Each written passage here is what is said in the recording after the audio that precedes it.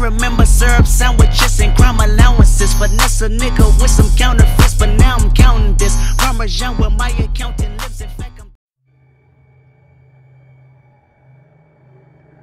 Number 3. I'm a 22-year-old girl. I was looking on Craigslist to buy a couch for my new apartment a month ago. I found something I thought seemed like a good deal. From the pictures, the couch seemed to be in great shape. The seller wanted to be contacted by email. His email was mexicanpoppy666@hotmail.com. I felt that email was a bit off-putting, but I still went ahead and emailed the man my offer. He responded within 5 minutes accepting the offer and asking for my address. I honestly felt uncomfortable with his asking. I did not want a stranger coming to my house. I suggested that I just come to his house to pick it up, but he continually insisted that he come to my house. Eventually I stopped responding, and a day later, he emailed me again, giving me his address. I didn't know if I should go at that point, but it seemed like a steal, almost too good to be true, and according to his address, he didn't live too far. So I got in my van and drove over to the seller's house. I immediately noticed that the house was a bit smaller than all the other houses on the block. When I rang the bell, a middle-aged man wearing a baseball cap answered the door. He gave me a huge smile and invited me in. I was immediately feeling uneasy. He led me into his living room, and I saw the couch. Immediately, I saw scuff marks and small tears in the couch. It was not at all in the shape that it appeared in the ad. I commented on this, and he just smiled and offered to lower the price. I told him I'm not interested, and here's where things started getting creepy. As I was making my way out of the house, he put his hand on my shoulder and offered to give it to me for free if I was willing to, quote-unquote, give something to him. I let out a disgusted gasp and got back into my car. I didn't even look up out the window. I just drove away from there quickly. But it doesn't end there. That same night, I was laying in my bed watching TV when I thought I heard somebody stomping up the steps of my porch. I muted the TV and was able to clearly hear the sound of somebody fiddling with my front doorknob. I jumped out of my bed and tiptoed over to the front door to look through the peephole, but whoever it was already gone. And then, I thought I could hear the sound of the gate to the backyard opening and closing. That was when I grabbed the phone and dialed 911. Soon after, I heard the sound of somebody fiddling with the doorknob to the back door of the apartment. I yelled to whoever it was that the police were on their way, and after that, I heard the sound of the gate opening and closing again. They were gone. This was a month ago and nothing has happened since, but I still can't sleep at night. I'm 99% sure it was the man that was selling the couch. He must have followed me home. There was no way it was just a coincidence. I don't plan on using Craigslist anymore, and I'm still trying to find a new apartment. Number 2. I was looking for a car to buy for my son for his 18th birthday. I was searching all the typical car websites, cars.com, eBay Motors. They were all overpriced as expected. Craigslist was the only place to find an actual deal. About a week into my search, I found an 03 Toyota Camry. It had 67,000 miles, no accidents, no damage, and good condition for only $3,500. This seemed like a steal for such a reliable car with such low mileage. The seller lived about 10 miles from me, which was a reasonable drive when looking for a car.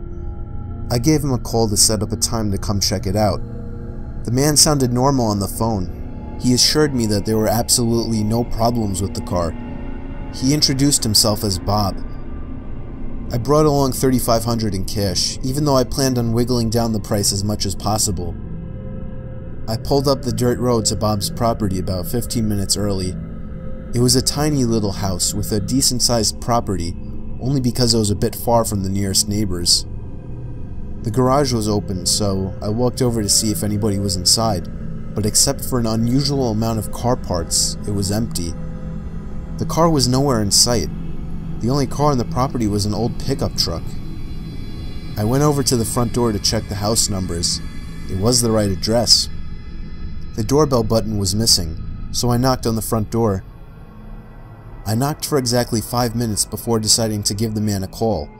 So I dialed his number and I heard the sound of a cell phone ringing from inside the house.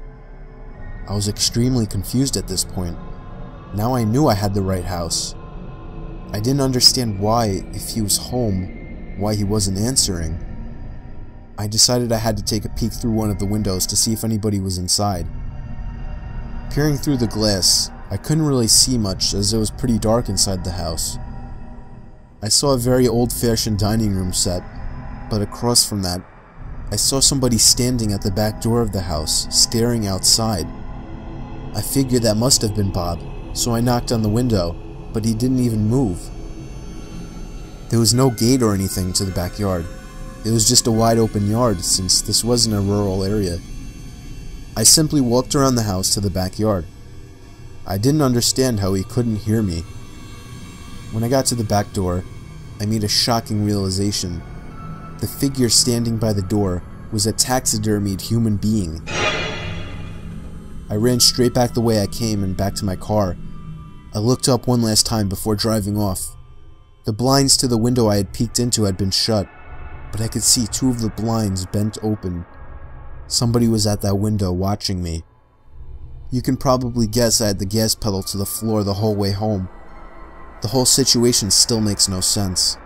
All the car parts, the fact that there was no Toyota Camry, the taxidermied human being, the fact that there was no car there leads me to believe that whoever that man wasn't planning on selling me anything. And that also leads to the disturbing thought that I was very close to becoming a lifeless statue staring out that man's back door. Number 1. I was looking to buy the iPhone 5 about a year ago.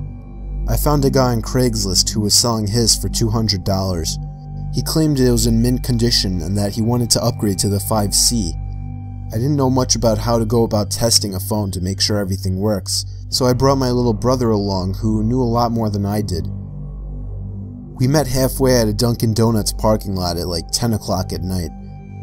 2 large, intimidating guys stepped out of a black Honda Civic and walked over to us. One of the guys pulled out the phone and showed it to me. It didn't have a scratch on it.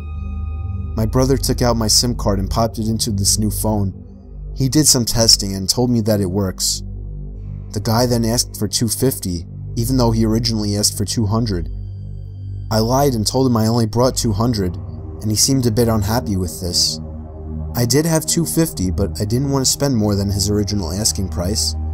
I kind of figured it was his way of making sure I didn't haggle down the price. I handed the guy the $200, and he and his buddy got back in their car. We got back into my car and I tested out the new phone by calling my girlfriend. I sat testing things around for about 5 minutes.